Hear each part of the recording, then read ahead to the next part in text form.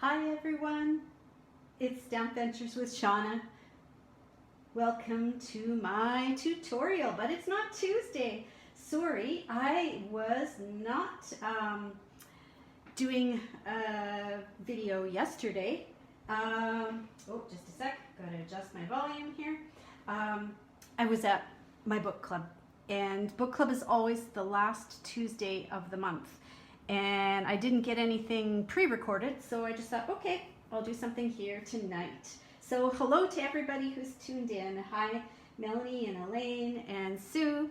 I'm going to be using these pieces to put together a card for you, and I'll do that in just a few minutes. But first things first, here is the funny of the day. And hopefully I'm holding this so you can read it. The laundry, yeah, the washing 40, the drying. Actually, my drying is a lot quicker now that I've got a new washing machine. The putting away, 7 to 10 business days. I think somebody must have seen the piles of clean laundry around my house. So, yeah, somebody out there knows the whole scoop. Hi there, Lori. And, oh, weather word. So we've had a turn in the weather there. Last week, up until last week, we were having a cold spring and windy. Well, this week it has all changed. It has turned into summer. And so I have a couple words, not just summer. We're gonna say dry, breezy, hot. That's what today was. And dry heat, for sure. Dry heat, and it's unfortunate because we know that the farmers really need rain, but man, oh man, it's sure been nice to be outside. I sat out and ate lunch outside for 2 days in a row, and I puttered around in the yard, and yeah, all that good stuff. And one more thing, I mentioned, I guess it was on my Facebook earlier when I said I was going to be doing this live, that I'd tell you what book that I read at book club last night, because that's where I was instead of doing a video. And my book club friends and I, we discussed this book. It's called Born a Crime and Other Stories, and it's written by Trevor Noah. It's a memoir of his, and he's a comedian, and you can see him on TV on The Daily Show. He has such a fascinating, interesting story. It's a really good book. And I knew a little bit about apartheid in South Africa, but this really brought it home to me. I understand it a lot more, and just all the distinctions in the different races and the classes and how they were treated, and how the different people of South African ancestry, the different tribes were pitted against one another. So he did such a good job in this book, and I'd highly recommend it. We had such a good discussion last night. So that's where I was last night. So on to today's project. Hello to Linda and Darlene there. Going to make a card, and I will tell you what sizes of pieces that I've got here, so that if you want to replicate this card, you will know how to make it. So this is a square, and this is the Rooted in Nature paper. It's called Nature's Poem. That's what it is. Nature's Poem paper, and it's 3 1/4 inches square. I think when I made this same card a while back, I actually used 3 1/2 inches for my square piece, but 3 1/4 works too. So a square of about that size. The circle that I'm using is from the Stitched Shape Framelits, and it's the circle that measures about 2 3/8, just a little shy of 2 1/2 inches. Then I have a piece of Blackberry Bliss, and yeah, I've already cut it. It's because I'm going to use both of those pieces, but the piece that I started with, actually, let me back up. I'm going to tell you the measurements of the white piece first, because the white piece is going to go on top of the Blackberry Bliss. So the white piece is 5 inches by 3 3/4. Then the Blackberry piece here is just a little bit more than 5 inches. So that would be 5 1/8. And then just a little bit more than 3 3/4. And oh, my math brain, my brain has to do the fractions. 3 3/4, so a little bit more than that. 3 7/8 is the size of that. So that when you layer the white piece over the top of the blackberry, you're just going to get just a very fine edge around surrounding it. And the scallop circle that I cut out of the middle, it was okay because it's going to be covered up and just the edges are showing. It's just a little bit bigger than the stitch circle that I've got here. And then I've got a half sheet of groovy, no, it's not groovy. That was an old color, groovy guava. I went back in time a few years. This is Grapefruit Grove. It kind of reminds me of groovy guava though. So, and the reason I picked that color is because it's listed on the back of the designer paper, all the colors in groovy guava. There I said it again. Grapefruit Grove is one of them. There's also Cajun Craze too, and it's kind of like the deeper tone of the grapefruit. All right, so to start with, I am going to glue these two pieces together. And I've been watching a lot of videos lately of some other demonstrators, and a lot of them I've been finding, especially when they are gluing pieces that have such a narrow edge to them, a lot of them have been using the liquid glue. So I'm going to go ahead and do that. And the only thing that makes it that a little worry a little bit about with the liquid glue is that the white cardstock is a bit finer, it's a bit thinner, and I don't want globs of it showing and bumps from the glue when it hardens. So the trick is just to use a really fine line. And you know what, I'm gonna okay, I've got a new one right here. We'll just go to the new one. That one needs to be worked on. There, ooh, yeah. So the trick, I think, for using it with white paper is just to use a really fine line of it. And Sue, I remember that, oh hi Linda, and hello to Glenda there too. I just saw you jumped on. I think Sue, you've been using liquid glue for quite some time now, and I love how it gives you time to get your piece right in place. And there we go. You can hold it up and make sure that it, get it just so. So yeah, there isn't as much stress as using the tape runner and trying to hit the exact spot right away. This gives you some time to move it around. Okay, so next thing is we're going to put the square piece of designer paper onto the white cardstock, and this is even thinner than the white cardstock. So I'm going to switch to my snail at this point, just because it can show a little bit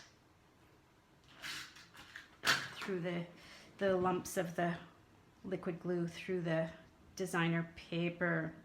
Now, some of you who came and stamped with me last week might start to recognize what I'm doing, because this is based on a card that I did for my card buffet last week. But I wanted to come up with a variation on it, because the card that we used for the card buffet, the stamps are retiring. So I'm like, okay, how can I make this card and use a stamp set that is not retiring? So I pulled out Rooted in Nature.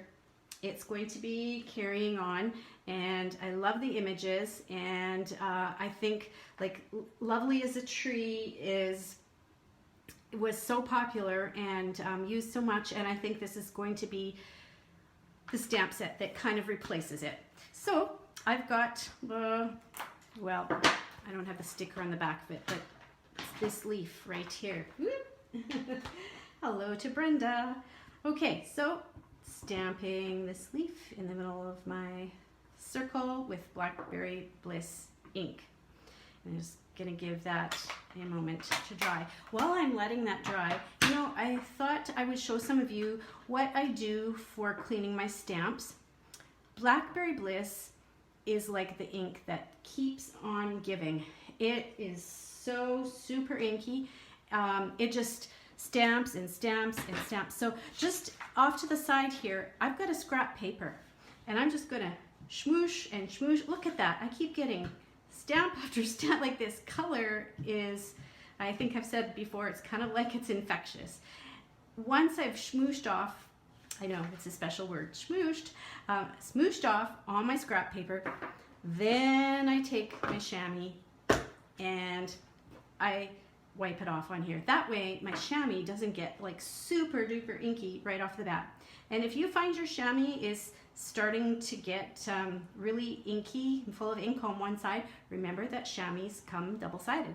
Turn it over and you can use the other side to clean your stamp. Look at this, still Blackberry Bliss ink coming from that. It is such an inky color. I have found lately when I've been washing my chamois, I rinse them really good in running water and then I soak it in hot water, and even more color bleeds out in the hot water. I don't use soap. Linda and I both discovered that if you use soap, the suds will keep coming out of the foam. That foam just absorbs the suds and they keep coming out of there forever. So just running water and then hot water for a soap, and there will be some stains, in particular the black ones, that stay, but you can just use it over and over and over. I think these chamois, they're going to last for a long time. They might not look pretty, but they'll be one of the hardest working tools that you have. Okay, so this is ready to roll here. So I'm grabbing my Wink of Stella. And so the ladies who came last week to my card buffet, they made this card and I just love it. The tree is from Lovely as a Tree, and it's just sparkling because we stamped the tree in, I guess it was fresh fig that we used here, and then we colored it with Wink of Stella, and it created the pink as it caused the ink to bleed a little. And so that's like, I want to be able to do this technique more. I just love it. And actually there is a wonderful tree rooted in nature that you could do that same technique with, but it wouldn't fit on this card, this size of a layout that I'm doing. So I'll just show you really quickly. You'll still get that blossomy look with this card. Oh, look at, beautiful. See, the blossoming tree. So you just have to do it on a card where you have room for a bigger stamped image. So, I just love that. Thanks, Sue. I'm glad you like the chamois tips. And yes, thanks, Darlene. Glad those were helpful. So yes, we've still got a blossoming tree. It is just a bigger blossoming tree. But I'm decided I wanted to try it with these leaves. So going for it here. Oh yeah. And it's so shiny. It probably isn't showing up all that well. The glittery shininess in the camera, but yeah, fun to do, and it works with lots of colors. I'll just show you in a few minutes the other cards that I made using this same technique, but shimmers it up, fills it all in. When you're done with the Wink of Stella, you can just grab a scrap and take off the excess ink, so then you're ready to color again with another color. All right, so here we go. This is pretty slim border around there. I'm gonna go back to the liquid glue so that I have some time to position that. Just make it really thin layers of glue. Gotta stand up to see if I can get this centered. Oh, maybe I'm gonna lay it down so I can get the contrast with the darker edge against the white grid sheet. There we go, something like that. Now, as I was getting ready to do this card tonight, I realized I was kind of pushing it a little bit because I don't have Blackberry Bliss ribbon, but I do have some of this fresh fig, and I thought, you know, it's so close. The fresh fig definitely has more red in it, but once I colored those leaves and caused the color to bleed out in the Blackberry Bliss, it kind of picks up the pinky reddy tones in the ribbon. So I thought, yeah, I'm going to use it. By the way, I don't know if any of you saw, probably about an hour ago on my business page, I posted that starting tomorrow at noon, there's going to be a sale on some discontinuing products. Yeah, starting at noon, up to 30% off this ruffly ribbon. Is that what it's called? Ruched, ruffly? Yeah. This ruffly ribbon in a few of the in colors that are being discontinued is one of the things that is going to be on the sale. Yes. Yeah, I love these in colors that we are saying farewell to. I really, really like them. And I particularly like this ribbon. So if you want to get your hands on this ribbon on a sale price, tomorrow at noon, that will start. It'll be while supplies last. Also, a lot of the designer papers are on sale as well. And this Nature's Poem paper, I think, is 15% off, I think. So take a look. The lists are all posted on my website, and you can see more of that information. Okay, so we're going to do the faux knot. So we're going to glue down the ribbon, the ruffly ribbon, turn that over. And I find this takes too long to set with ribbon. So I definitely want to use my snail here. I don't have the patience to set the ribbon. Whoops, there we go. All right, so that part is done. Now, this is what I need here. You know, I should be using larger dimensionals, but I don't have any close by. But look at this. I have a whole bunch of minis, and I have the edges of the minis. So I'm just going to cut away some of those edges. And hi there to Jackie, if you're still with us. Okay, so about 3 of those. And put my sparkly leaf there. Yeah, I think the fresh fig ribbon really can go with the Blackberry Bliss in certain situations like this. Okay, so we're going to do the once around faux knot like this, something like that. Trim it up a bit. Doesn't need to be quite that long. Oh, I better get it from the right angle or it'll go wonky on me. There, and there. I don't know how you do trim the angles on your ribbon, but I always like my slants to go in the same direction, so that's what I was doing there. Okay, and to make sure it is good and glued to the base, I'm going to use another layer, a little dab will do yet, of the liquid glue. Okay, grab my grapefruit, and I never would think to put Blackberry Bliss and Grapefruit Grove together, but Stampin' Up! Did it in their designer paper, so I knew that this was something that could be done. So that's another take on this card that we did last week from Card Buffet, and I said I have 2 more cards that I made. Here is a card, similar dimensions and everything, similar technique with the Wink of Stella, using items from the Everything is Rosy kit. And I finally got out one of these, I think they're called mirrored dots. So it's rose gold, but it's kind of like a little adhesive backed mirrored dot. And so that was fun to do this. And I don't know if you remember what these stamps look like in the Everything is Rosy, but in the center of this flower, it's white. So all I did when I stamped it with the Melon Mambo is, after I die cut it out, I used the Wink of Stella and I dragged some of the ink into the center, and it made it light pink, pretty much like the light pink that's in the designer paper. And then I also colored in the middles, the centers of these leaves on these two sprigs here. So I like it because it's really, I mean, the foil parts of it are beautiful, and then there's sparkly parts of it as well. And this ribbon is, oh, I wish they would bring that ribbon back. And one more card that I tried using this same layout was this one. Well, this is one where I think I cut my paper. I don't know what I was doing. You can see it's a little bit wider here and not so here. I think I was falling asleep when I did this one, but this was one I was looking to do a Father's Day card.